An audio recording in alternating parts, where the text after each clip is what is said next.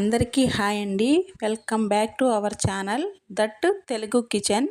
ఈరోజు మటన్ కర్రీని ఎలా చేసుకోవాలో చూద్దాం. చాలా ఈజీ ప్రాసెస్ అండి. చాలా పర్ఫెక్ట్గా, చాలా సింపుల్గా ఎలా చేయాలో చూద్దాం రండి. ముందు నేనైతే 1 కేజీ వరకు మటన్ తీసుకున్నానండి. మటన్ని శుభ్రంగా వాష్ చేసుకున్నాను. తర్వాత అందులో రుచికి సరిపడా ఉప్పు వేసుకోవాలండి. కొంచెం పసుపు కూడా వేసుకోవాలి. అలాగే రుచికి సరిపడా కారం వేసుకోవాలండి. అందులోనే 2 స్పూన్లు అల్లం వెల్లుల్లి పేస్ట్ కూడా వేసుకోవాలి. కొద్దిగా ఆయిల్ పోసుకొని బాగా కలుపుకోవాలండి. 1 నిమిషం పాటు బాగా కలుపుకోవాలి. ఇలా కలిపితే అన్ని స్పైసెస్ మటన్కి పడతాయి.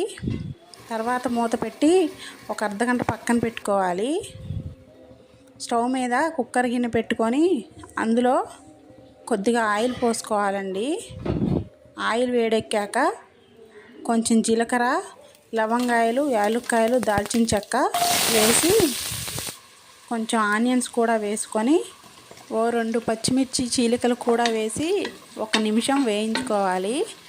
1 నిమిషం పాటు ఆనియన్స్ వేగిన తర్వాత అందులో ఒక టమాటాని కట్ చేసి వేసుకోవాలండి.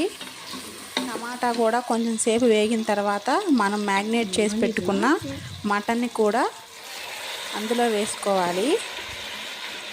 ఇలా మొత్తం మటన్ని వేసుకొని ఒకసారి మొత్తం కలిసేలాగా కలుపుకొని మామూలు మూత పెట్టి ఒక 10 నిమిషాలు మగ్గించుకోవాలండి. అప్పుడు మటన్లోకి వాటర్ ఊరుతాయి.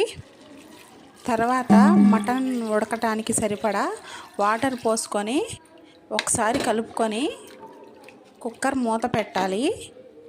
నా ఛానల్ని ఫస్ట్ టైం చూస్తున్నట్లయితే సబ్స్క్రైబ్ చేసుకోండి. ఇలా మూత పెట్టి 8 విజిల్స్